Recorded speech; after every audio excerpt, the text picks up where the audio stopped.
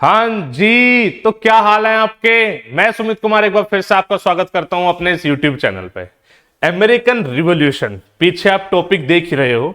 एक ऐसा टॉपिक जहां पे लगभग हर कॉम्पिटिटिव एग्जाम में क्वेश्चन फंसता ही है। Reasons are very obvious, because इतना इंपॉर्टेंट इवेंट था पूरे वर्ल्ड के लिए कि आज आप देख रहे हो जो यूएसए का स्टैंड है पूरे वर्ल्ड के सामने, तो कहीं ना कहीं अमेरिकन रिवॉल्यूशन का उसमें बहुत बड़ा रोल है। अगर आपको मेरी ये वीडियोस पसंद आ रही है तो इसको लाइक शेयर सब्सक्राइब जरूर करना, बिकॉज बहुत मेहनत से कंटेंट बनता है। इस पीडीएफ को आप LWS लर्न विद सुमित की ऐप है, वहां पे आप डाउनलोड कर सकते हो फ्री कंटेंट में जाके। अच्छा समझो, what is American revolution. American revolution एक ऐसी गाथा है जिसमें बेसिकली कुछ अमेरिकन लोग, वो अमेरिकन लोग कौन थे वो भी बताऊंगा मैं, कुछ अमेरिकन लोग लड़े अगेंस्ट ब्रिटिशर्स। जैसे इंडिया एक कॉलोनी हुआ करता था ना ब्रिटिशर्स की, वैसे अमेरिका भी एक कॉलोनी था, और लड़के फाइनली उन्होंने एक इंडिपेंडेंट कंट्री बनाया जिसका नाम था यूनाइटेड स्टेट्स ऑफ अमेरिका। तो इस पूरे रिवॉल्यूशन के बाद, अपनी लड़ाई लड़ने के बाद जो नाम पड़ा दैट इज यूएसए, जिसको आज हम जानते हैं। ठीक है, तो अब इसको देखते हैं कि कैसे क्या हुआ था। देखो 1770 में 13 कॉलोनीज थी ग्रेट ब्रिटेन की नॉर्थ अमेरिकन कॉन्टिनेंट में।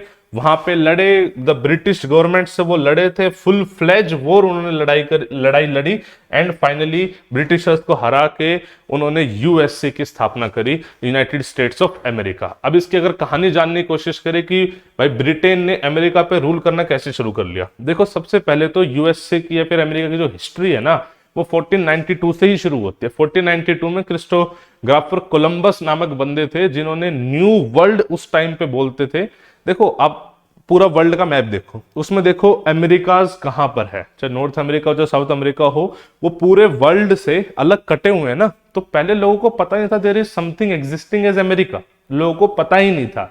बाद में जब पता लगा, क्रिस्टोफर कोलंबस ने जब उसकी खोज करी तो 1492 में उन्होंने खोजा था, तब लोगों को पता लगा भाई ये कितनी बड़ी सी लैंड मास है, इस पे ज्यादा से ज्यादा कब्जा करो। बिकॉज उस टाइम पे ये होता था रिसोर्सेज जितने ज्यादा होंगे, लैंड जितनी ज्यादा उतनी ज्यादा खेती करेंगे एंड मौज मारेंगे। ठीक है, तो बहुत सारे कंट्रीज जैसे कि स्पेन, हॉलैंड, फ्रांस, इंग्लैंड, जो कि पावरफुल यूरोपियन कंट्रीज उस टाइम पे हुआ करती थी, उन्होंने एरियाज पे कब्जा करने शुरू कर दिए। लोगों ने वहां पे गए, कब्जा करे। कुछ कुछ ऐसे थे जो कि मतलब जैसे हमारे यहाँ पे काला पानी है ना, काला पानी जेल, तो ऐसे कुछ मान लो जो बंदे ऐसे हो गए कि भाई जिनको सजा देनी है तो उनको वहां अमेरिका भेज देते थे। ठीक है, कुछ अमीर लोग जानबूझ के अपने स्लेव्स को वहां पे लेके चले जाते थे ताकि वहां पे जमीन पे कब्जा कर सके, रिसोर्सेज को एक्सप्लॉइट कर सके। ये सब चलता रहा। फिर धीरे धीरे फिर ये जो जितनी पावर्स थी, जो भी कंट्रीज थी, ये आपस में लड़ी। दो मेजर कंट्रीज जो कि आज के टाइम के यूएसए में या फिर नॉर्थ अमेरिका में रूल कर रही थी, ज्यादा कब्जा था, वो थी फ्रांस एंड इंग्लैंड। उन दोनों ने आपस में लड़ाई लड़ी जिसको 7 ईयर ऑफ वॉर भी बोला जाता है, 1756 से 63। बहुत ही जबरदस्त लेवल पे वॉर हुई थी, बिकॉज दो सबसे स्ट्रॉन्ग कंट्री उस टाइम पे जो वर्ल्ड की थी वो आपस में लड़ रही थी। इसको फर्स्ट ट्रू वर्ल्ड वॉर भी बोला जाता है। यहाँ पे जो जीत हुई वो जीत हुई बेसिकली इंग्लैंड की। इसी टाइम पे इंडिया में ब्रिटिशर्स और फ्रेंच एग्जिस्ट कर रहे थे। जो हमारे इंडियन फ्रीडम स्ट्रगल है उसमें हम पढ़ाते भी हैं, Carnatic war, third Carnatic war में मतलब ये था ना कि इंग्लैंड और फ्रांस फिर जहां पर है ना पूरे वर्ल्ड में, वहां पे लड़ रहे थे। तो इंडिया में भी थे तो इंडिया में लड़ रहे थे।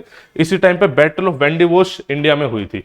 अल्टीमेटली जीत हुई ब्रिटेन की, ट्रीटी साइन हुई, treaty of Paris, and decide हो गया कि भाई जो ब्रिटिशर्स है they are going to rule basically उस टाइम का नॉर्थ अमेरिका। अब उस टाइम की अब रूल तो हो गया, अब देखते हैं कि वहां पे किस टाइप की स्थिति एग्जिस्ट करती थी, अमेरिका कैसा था अंडर ब्रिटिशर्स। देखो ये है अमेरिका। जो कॉलोनीज थी ना वो सारी कोस्ट के पास में स्थापित हुई थी। जो ब्रिटिश कॉलोनीज थी वो सारी कोस्टल एरिया के पास में स्थापित हुई थी, बिकॉज कोस्टल एरिया से ही बेसिकली ट्रेड वगैरह ये सब हुआ करता था। ठीक है, तो उनकी स्थिति बताता हूं। स्थिति क्या थी कि बेसिकली वहां पे एक लोकल गवर्नेंस तो करते थे जो अमेरिकन लोकल थे, लेकिन जो वो असेंबलीज जो चलती थी ना उसको चलाते थे ब्रिटिशर्स इंग्लैंड से। समझ रहे हो भाई, यहां का सपोज करो गवर्नर है, बट उस गवर्नर को अपॉइंट करना, कानून बनाना, ये सारे काम होते थे लंदन से। यानी बेसिकली लंदन से बैठ के वो अमेरिका पे रूल कर रहे थे। इस टाइप की मतलब सोसाइटी एग्जिस्ट करती थी।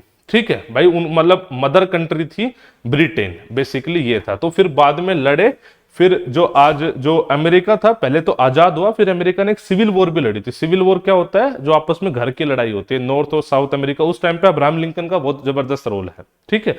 तो एक अमेरिकन सिविल वॉर भी हुई है 1861 से 65।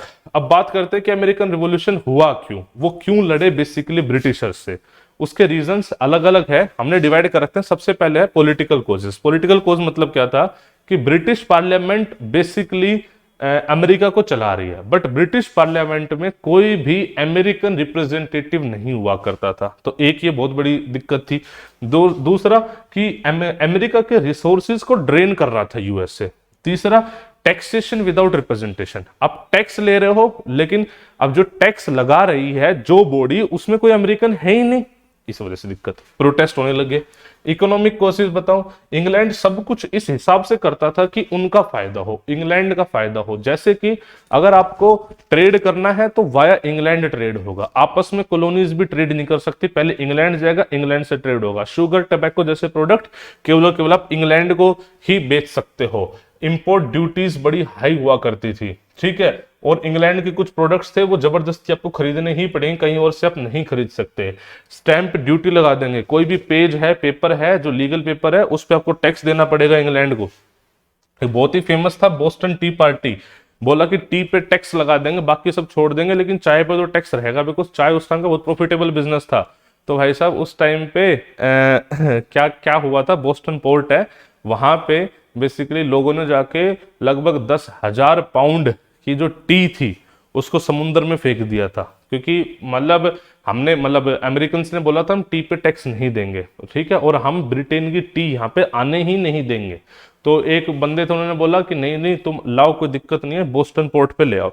तो बोस्टन पोर्ट पे चाय आई, उसने बोला मैं पूरे अमेरिका में चाय बेचूंगा, उस बंदे ने बोला, गवर्नर ने, ठीक है। तो अल्टीमेटली कुछ लोग गए और उन सारी की चाय की जो बहुत ज्यादा अमाउंट में चाय थी, उस शिप में जो भी सामान लदा हुआ था वो सारा समुद्र में फेंक दिया। इसको बोस्टन टी पार्टी के नाम से जाना जाता है। आइडियोलॉजिकली बहुत वो हो गया, कुछ बहुत ही पॉपुलर बंदे थे, जैसे थॉमस पेन थे, लोके थे, हैरिंगटन थे, मिल्टन थे, ये लोग बहुत बड़ी बड़ी बातें करने लग गए। उनका कहना था कि कुछ तो ऐसे राइट्स हैं जिसे कोई भी बंदा छीन नहीं सकते, कोई गवर्नमेंट छीन नहीं सकती। तो अल्टीमेटली लोगों के अंदर एक एंटी ब्रिटिश भावना पैदा होना स्टार्ट हो गई। जो 13 कॉलोनीज थी, ये पहली बार फिलाडेल्फिया में 1774 में फर्स्ट कॉन्टिनेंटल कांग्रेस में मिली, फर्स्ट कॉन्टिनेंटल कांग्रेस थी, ठीक है। और यहाँ पे डिसाइड हुआ कि हम ब्रिटिशर्स से लड़ेंगे, और वॉर स्टार्ट हुई 1775 में।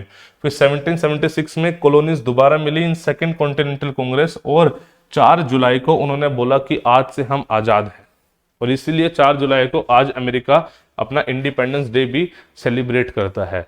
फिर अल्टीमेटली लड़ाई लड़ी और ये लड़ाई जीते, और एक बिल ऑफ राइट्स पास हुआ जिससे बेसिकली फंडामेंटल राइट निकले हैं।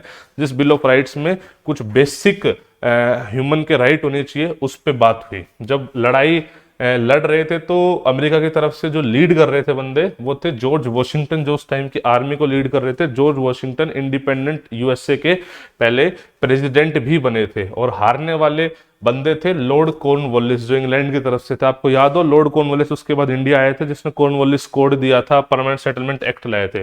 अल्टीमेटली ट्रीटी साइन हुई, ट्रीटी ऑफ पेरिस 1783 में। अच्छा, इस लड़ाई में यूएसए की इस लड़ाई में फ्रांस ने सपोर्ट करा था यूएसए का, that is why treaty Paris में साइन हुई है, फ्रांस में साइन। सिग्निफिकेंस की बात कर ले कि क्या कुछ दिया हमें, मतलब या पूरे वर्ल्ड को अमेरिकन रिवॉल्यूशन ने। वर्ल्ड का सबसे पहला रिटन कॉन्स्टिट्यूशन बच्चे यूएसए ने दिया। इसने ऐसा बोला कि भाई साहब डेमोक्रेसी की जीत होनी चाहिए। बाद में आपको पता होगा अब्राहम लिंकन ने डेफिनेशन दी थी डेमोक्रेसी की, वो भी वहीं से है। उन्होंने बोला कि फेडरल स्टेट होनी चाहिए। फेडरल स्टेट होते हैं जहां पे पावर का डिस्ट्रीब्यूशन होता है बिटवीन स्टेट एंड सेंटर, वो इन्होंने दिया, ठीक है। डेमोक्रेसी स्टेब्लिश करी, और यूरोपियन को हराया जा सकता है, ये बात समझ में आई। कुछ थिंकर्स बड़े पॉपुलर हुए, तो कोई आइडियोलॉजिकल जीत बोल लो ब्रिटिशर्स के खिलाफ। आप ये समझ लो कि हाँ भी अब एक नॉर्मल कंट्री भी इतने बड़ी एम्पायर को हरा सकता है, डेमोक्रेसी स्टेब्लिश कर सकता है, कॉन्स्टिट्यूशन के अकॉर्डिंग सब कुछ चलेगा। ये सारी बातें हमें अमेरिकन रिवॉल्यूशन से सीखने को मिलती है, जो बहुत ही गजब की चीज है। मेरे हिसाब से अमेरिकन रिवॉल्यूशन एक ऐसा इवेंट है जिससे हम आज भी बहुत लर्निंग्स ले सकते हैं। And that is why this is the most important topic. And अगर आपको मेरी वीडियो पसंद आए, एफर्ट्स पसंद आए, तो इसको लाइक शेयर सब्सक्राइब जरूर करना। इस वीडियो की जो पीडीएफ है आपको लर्न विद सुमित एप्लीकेशन है, वहां पे फ्री कंटेंट में जाके मिल जाएगी। ये आपको बहुत ही जबरदस्त जो मैंने आपके लिए कंटेंट बनाया है, बहुत ही लिमिटेड कंटेंट, इससे कम कंटेंट में बना नहीं सकता। इस कंटेंट को आप जाके वहां पे एक्सेस कर सकते हैं, डाउनलोड करके पढ़ सकते हैं, पेपर में मार्क्स ला सकते हैं। ठीक है, बस आज के लिए इतना ही, मिलते हैं आपसे। जय हिंद, जय भारत।